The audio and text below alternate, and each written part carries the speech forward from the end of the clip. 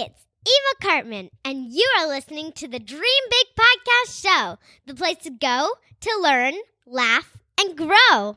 Today we welcome Ray Kurzweil, one of the most accomplished inventors in the history of our country. This is episode 59, Big Dreamers. You ready? It's time to dream big. Welcome to the Dream Big Podcast Show. We're inspiring you to shoot for the moon, take aim and go. We bring to you amazing guests who truly love what they do. Every day they're living their dreams, and so can you. Dream big, take action to reach your goals. Are you pumped yet? It's showtime, let's rock and roll. Welcome to the Dream Big Podcast Show. I am your host, Eva Cartman. And today, I'd like to start with a quick shout out to the review of the week. This is from Disney Kid and reads, "The podcast is perfect for everyone, ages 1 through 100. It truly represents loving yourself, making the best of your life, people skills, and achieving your dream. I truly find this podcast helpful and get excited every Monday so I can listen to it after school. Thanks, Eva and Olga." And thank you, Disney Kid, for your review. We loved reading it as we love reading all reviews. And it helps us stay at the top of the ranking in iTunes so we can book amazing guests like this week's guest, Ray Kurzweil, who is not easy to get a hold of. But you all make it possible, so thank you. For a limited time, we are actually sending out free personalized stickers to the big dreamers who take the time to leave an honest review. Parents, you can go to dreambigpodcast.com/bonus with your kids for the details on how to claim the free stickers. And now, I'm going to turn it over to my mom for a quick word from the sponsor of this episode. I'd like to take a quick moment to acknowledge our friends of the podcast who recently helped spread the love about our show. Mommy's Memorandum is a helpful resource for parents from the brilliant mind of Julie Morrison.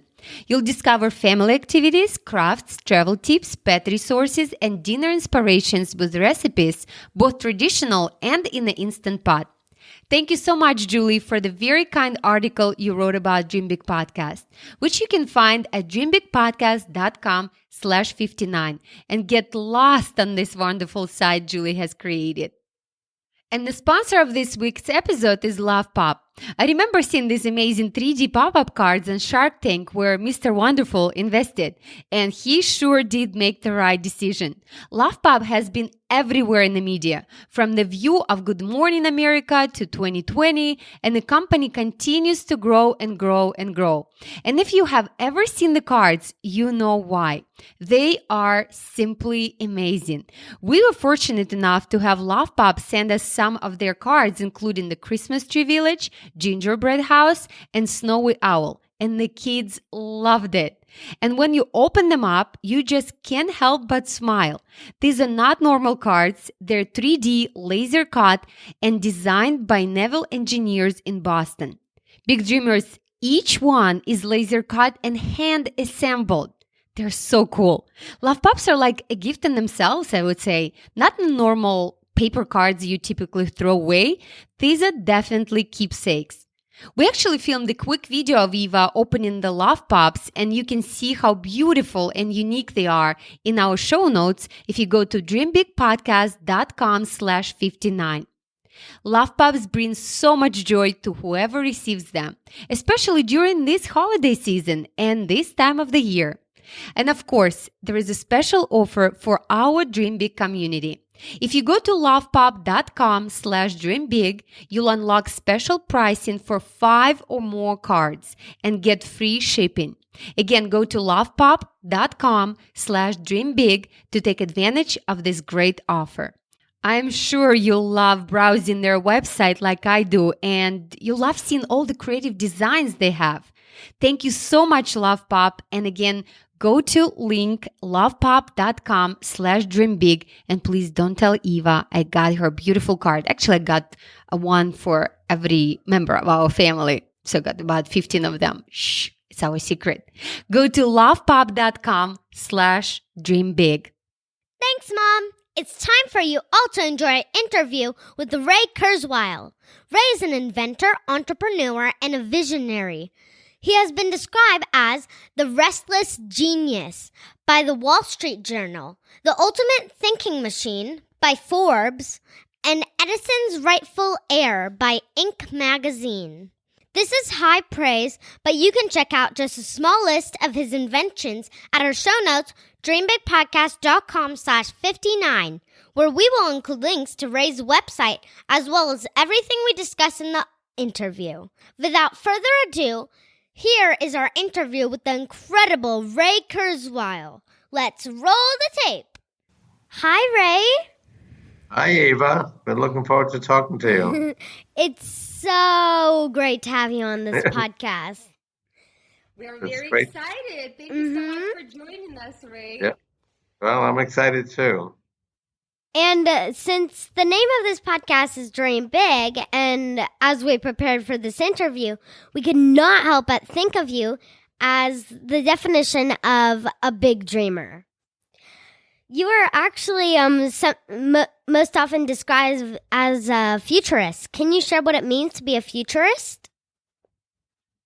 Yes, well, I decided I would be an inventor when I was 5 years old, even younger than you.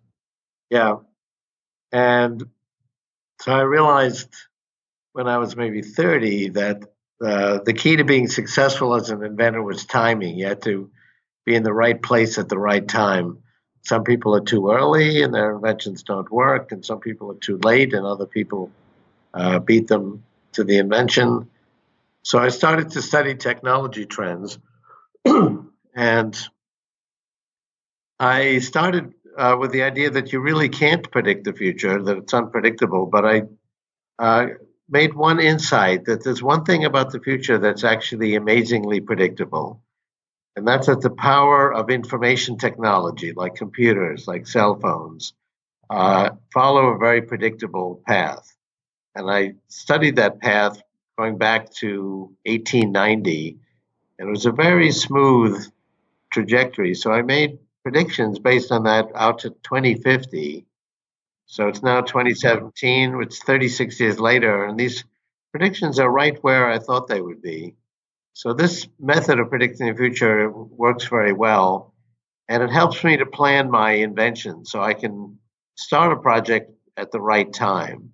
Because you have to start a little bit before it's feasible, so that by the time you finish the project, you'll be the first one to do it. That's very fascinating. It's Yeah. like do you notice like you always kind of live in the future, Ray? Or what's happening in your brain at the time you think, like, I know what's going to happen? I do live in the future. I'm constantly fantasizing about the future. In fact, over the last 10 years or so, I've fantasized fantasies of a young girl named Danielle. So I wrote a novel, and she's a futurist, and she's kind of like me. She's an inventor, but she does some pretty fantastic things. She cures cancer when she's 12. And so I'm constantly fantasizing what Danielle will do next. But I used to fantasize what I'm going to do next. But yes, I live in the future, and then when things seem to be the right timing, when it's a few years before something seems possible, that's when I start working on it. It's probably a lesson for our big dreamers, sometimes Yeah. when they tell you, don't, kind of like, wake up, why are you daydreaming? Don't listen to adults a lot of times, because daydreaming is probably a good thing, right, Ray? Because this is when kids fantasizing. This is when they think what can be possible, what other things are impossible.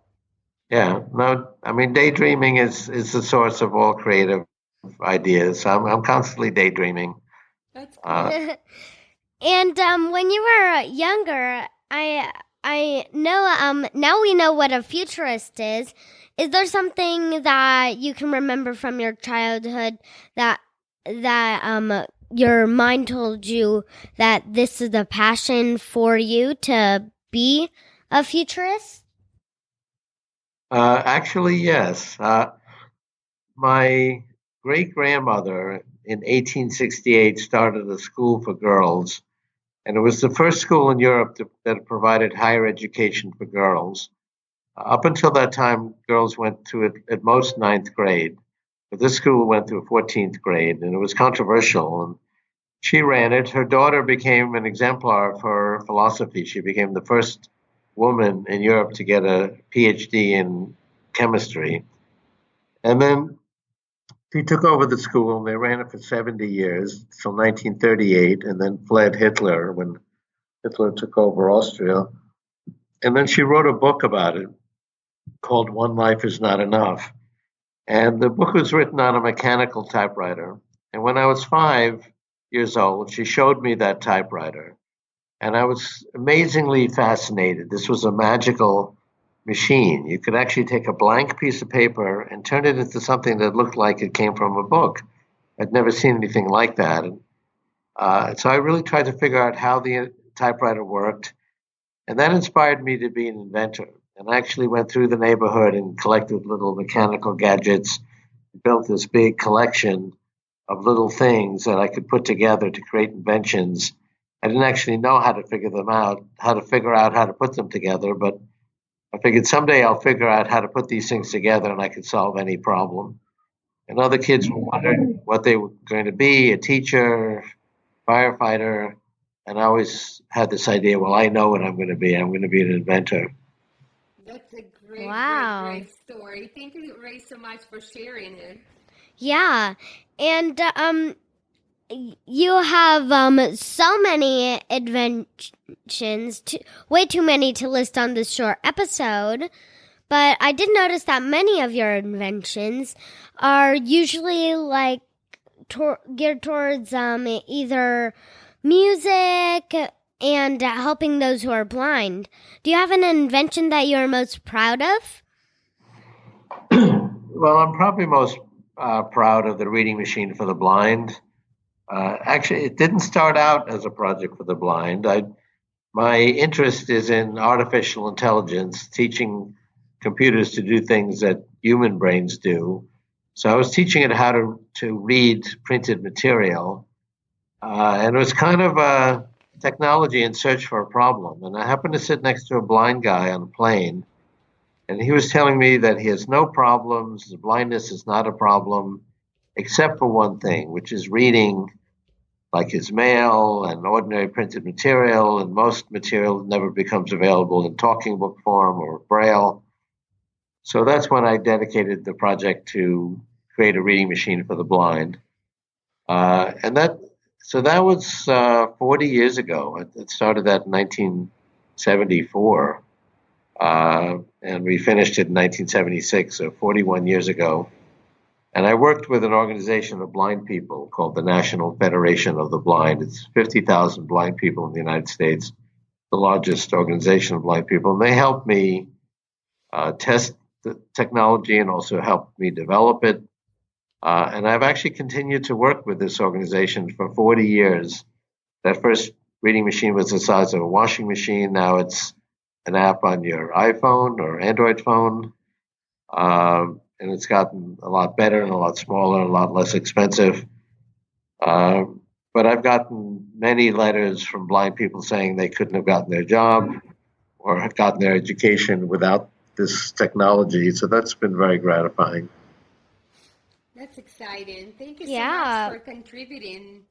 And I just really hope that people would just get excited about how much more they can accomplish, and that would inspire them to take more action and dream even bigger. Yes, and I want to encourage our big dreamers that, curiosity, as Ray said, is always a good thing. If someone tells you curiosity kills the cat, don't believe them, because curiosity is an amazing, amazing thing, especially for young kids. Yeah.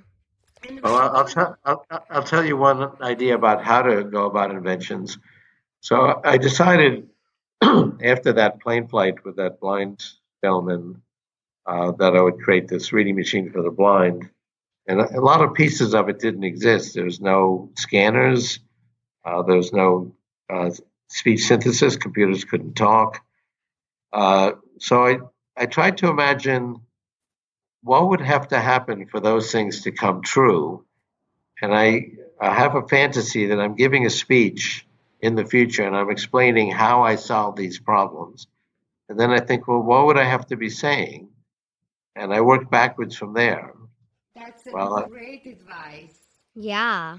So, and then you kind of like your brain tells you, okay, if you go backwards, this is what happened, this, and this, and just gives you answers of how it happened. Yeah, exactly. That's how I come up with the answers. And you break down a solution into little problems, and then you think, well, how can you solve each little problem? And I just use my fantasy, actually, about giving a speech as to what the solution was. Amazing. I love this strategy. I use it all the time in business. And then when people say, well, how do you do this? How do you do that? And I tell them exactly what you just said. Like, you start backwards because our brain actually, once you go backwards, it finds faster way to go forward the second time. Right? It's just kind of like the way, how you, have you ever noticed, Eva, when you travel somewhere, the way there seems longer and the way back is shorter? Actually, that was the opposite for me a little bit. Yeah? When I went to Russia. But mostly on my travels to Mexico and Hawaii, that's true. That's the case, yeah. Right? Because I think for our brain, the road seems familiar, so it kind of like skips half of it, maybe. Right? Yeah. Right? Do you think this is what happens in our brain? Yeah. Well, coming back, you know how to go, and you know where you're going back to. And when you're going somewhere, you don't know where you're going to go, particularly if you're solving a problem that's never been solved before. But another piece of advice is, don't listen to people who tell you that things are impossible, because people were saying that about reading machines for the blind. Either it would never happen or it would be 100 years. And once it happens, people realize, oh, of course it's possible. But before that, it seems impossible. So I think that's in keeping with the name of your podcast. That's for sure. Yeah. And what do our little dreamers and big dreamers do about inventions? Let's say they have a brilliant idea. Let's say they figured it out in their mind. And then where do they go with that idea? What do they do? What piece of advice you can give on that? Well, it's important to get people who can help you, like your mom or other relatives, friends. If you're older, you try to get mentors, which are people who've maybe not solved the same problem before, but they've solved other problems, and so they know generally how to go about solving problems. You need to be a good salesperson to sell your idea, to get people to work with you, to raise money if it's that kind of business. So you need to really believe in your idea. I mean, generally people find that I'm so convinced that my idea is going to come true that they become convinced also. But I'm only convinced because I really am. You can't sell something that you don't believe in. That's so true. You have to really be believing in your idea, and just also know that team of people that work together can accomplish greater things. Well, you'll be interested in this novel I wrote that's going to come out next year. It's called Danielle, Chronicles of a Superheroine. And it's a very remarkable girl, kind of like you, Eva. And she solves all kinds of fantastic problems. And the whole theme of it is that you can be a Danielle at any age, take on problems, come up with solutions. They can be little problems, like maybe helping somebody in your neighborhood. It can be big problems. And there's a companion book that goes with it, How You Can Be a Danielle. So it's how you can be, and then there's sections, how you can be a Danielle and help cure cancer, how you can be a Danielle and help promote democracy in the world, and things like that. But the novel shows this very precocious young girl and how she takes on world challenges and overcomes them, even at a young age. So I'll send that to you when we have an early version. Yes, Perfect. thank you. So is it Thanks. geared toward younger dreamers or big dreamers? It's for everyone from 5 to 105. Oh, wow. Wow. That's great. We would And- like to see that. So and- when is it coming out? Well, the publication date right now is April next year, but I'll send you a copy before that. It also has a glossary of 300 entries that explain concepts in the book, everything from like World War II to cancer to heart disease to physics, to provide background about the things that she talks about. Thank you, Ray. Thanks. And I know that one of your many best-selling books is The Singularity is Near. And to be honest, I had not heard the word singularity before. Can you share what it means and why that will be a turning point in human history? Right.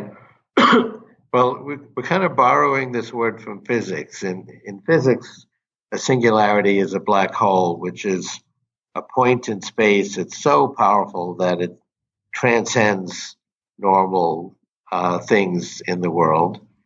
So this is a metaphor that we're applying to future history. So my interest has been artificial intelligence, and computers have been getting smarter and smarter. They can play chess and play Go, and they can translate languages and recognize pictures. And some of these things they do better than humans. Humans still do most things better than computers, but computers are getting smarter and smarter. My prediction has been by 2029, so that's 12 years from now, you'll be 19, I think, Eva. Yeah. Computers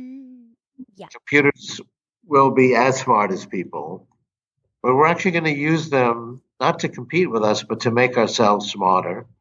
Now, we do that already. I mean, your smartphone makes you smarter. You can look things up and you can find any information instantly. I mean, just 10 years ago, before you were born, people couldn't do that. So they're already brain extenders. They make us smarter. We're going to literally put them inside our bodies and brains to make ourselves smarter and healthier. And that's such a singular, unique transformation or change in the future of the human race that we call it the singularity. That's exciting. Well, Yeah. Oh, we will include all the links in our show notes so our big dreamers and the little dreamers can get the book and read all about it. Yeah, but before we end this episode, I'd like to hear what you think how long people are going to if people can live to be like 150 or 200 or even over. Do you think we will we can live that long? Yeah, very good question, Eva.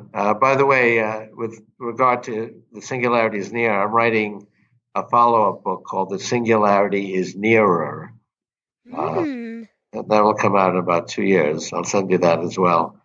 How long we can live is not a fixed number, because the longer we go, the more scientific advances we have, and so we keep making it longer and longer. We'll get to a point, and I think that's only 12 years from now. It's sometimes called longevity escape velocity. It's where we're adding more time to your remaining life expectancy than is going by. So a year goes by, and your remaining life is actually extended by more than a year. And so, for example, by the time you're 50, Eva, life expectancy will be 150. And then by the time you're 150, we'll have extended it to 500. And it's going to keep moving ahead. And it's going to move ahead faster than the time going by. So I think you'll live a very long time. Now, sometimes people hear that and they say, oh, gee, I don't want to live like a 90-year-old for hundreds of years. But that's not what I'm talking about. I'm talking about living like a 7-year-old or like a 27-year-old. for a very long time. And in fact, we'll become even smarter and have more exciting experiences because we're going to merge with artificial intelligence and make ourselves smarter and funnier. So the future will not get boring. Yeah, I agree. I think that people should get excited that with longer life they can make their dreams even bigger because they will have more time to experience different things, accomplish more, and just get more things done. That's what I Yeah, think. right. Well, life has been very short. I mean, like, for example, Mozart, who was one of the greatest musicians and composers who ever lived, died in his 30s. I mean, just think if he could have lived. I mean, life has been much too short. So we'll be able to have bigger dreams and have the intelligence and the time to make them real. Yes. Yeah, and for the last few questions, here's mine. If you go back in time and talk to your 10-year-old self, what would be the best advice? I think, when I was 10, I was already very much into being an inventor, as I said. I would tell my 10-year-old self that in 2 years, you're going to discover computers. Now, every 10-year-old today has discovered computers. 2-year-olds use computers. But when I was 12, there were only 12 computers in all of New York City. So it was very early. So I would tell myself that your future lies with computers. And that with computers, we'll be able to do everything, make ourselves healthier, smarter, read to the blind. And I would tell my 10-year-old self what you tell people, Eva, which is to believe in yourself, believe in your dreams. Don't let people tell you that things are not possible. Thank you. Thanks. And for this question is, wait, what am I talking? Okay, here's for the next question. When you have doubted yourself in the past, what made you overcome those fears and continue to persevere your dream? I've always had complete confidence that I would succeed in my goals. I don't know why that is, but I've been blessed to have that confidence. If I'm afraid of anything, it's not that my project won't work out, but that it'll take longer than I thought. And a setback is not something that's going to make me fail, but just take longer. And sometimes that's a good thing because you learn from from setbacks and how you overcame them. But I've always had a lot of confidence, and confidence is not just a prediction about the future; it's actually a self-fulfilling prophecy. If you have confidence that you'll succeed, then you will. And if you don't have confidence, then you probably won't. And why some people are confident and others aren't is hard to say. But I think your podcast is very inspiring, even. Hopefully, you'll inspire kids and adults to believe in their dreams.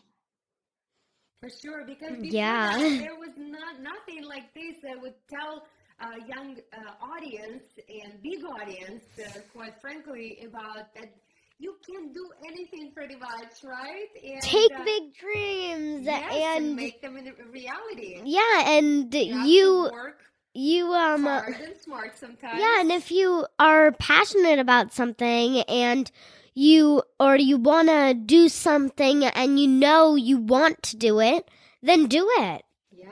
Yeah. Make that Well, dream a reality. Well, that's exactly the theme of this novel I wrote, Danielle, Chronicles of a Superheroine. She dreams big and she carries out her dreams, even though many people are skeptical of her. Yeah, we can't wait. We can't wait. Ray. Yeah. And you have already made many of your dreams a reality. But if you look at yourself today, what is your big dream for the future? Well, I think we've mentioned two of them. One is life extension, to make people live longer and live healthy longer so that we can live young and enjoy our lives. I think short people not living long, I think it's a tragedy. And I think we actually are on the verge of technology that can change that. They can make very long, healthy, enjoyable lives a reality. So that's one dream. And the other, which is actually related, is artificial intelligence, creating computers that are as smart as humans, including the ability to be funny and understand human emotions. And my goal for that is to actually make ourselves smarter and happier, and also healthier. So those two dreams are connected. That's great. Great. And for our last question, it is, where can our audience find out more about you? Well, there's actually quite a bit on Wikipedia about me. So if you go to Wikipedia and just put in my name, Ray Kurzweil, that works. I have a website with a staff. We have about 10 million readers, called KurzweilAI.net, KurzweilAI.net. Cool. And we Cool. will include all the links in our show notes, and we encourage Definitely. our big dreamers and little dreamers to go and check out your website. And They dream will big. find- Yes, they will find a lot of information and get inspired, because all of the inventions and at the beginning of our show, we said the long list of your inventions. Yep. And it's just incredible to talk to you, Ray. And Yeah. thank you so much for joining Well, us. It was great to talk to you, Eva, and your mom. You're a good Thank example you. of living your dreams, and it's great that your mom encourages you. So I look forward to following your career as you grow up. Thank so much, you. Ray. And big dreamers, remember, keep dreaming. Doesn't matter what everyone says around you, if it's impossible, if you're just daydreaming, or you just out of your mind. It's good to be out of your mind. It's good to be out of the box. And maybe you're the next inventor. And don't think your ideas are crazy. Advice that Ray gave us today is start thinking backwards. Start thinking that you already created that, and if you would give a speech about it, how you did it, what would you say? This will be a good exercise for today for you. And remember, keep dreaming and take action. Bye now. Bye. Bye-bye. Great to talk to you. Of all our guests, you can easily argue that Ray has made the biggest impact on society with his incredible mind and inventions. Be sure to check out our show notes at dreambigpodcast.com/59 for links to Ray's website and everything else we discussed in the episode. When you go to the show notes, you'll see a place to sign up for our Insider newsletter, where we send exclusive content, including a free audio that I made on my top 10 tips for making and keeping great friends. This audio is only available for those who subscribe, and I know this will really help you, so please be sure to have your parents join the newsletter to get it. Thanks so much for tuning in. This is Eva Cartman, reminding you that you have unlimited potential. Your dreams are not optional, you need to make them essential. So take massive action to turn those big dreams into reality. Live with passion the way life is meant to be. I'll see you in the next episode. Bye!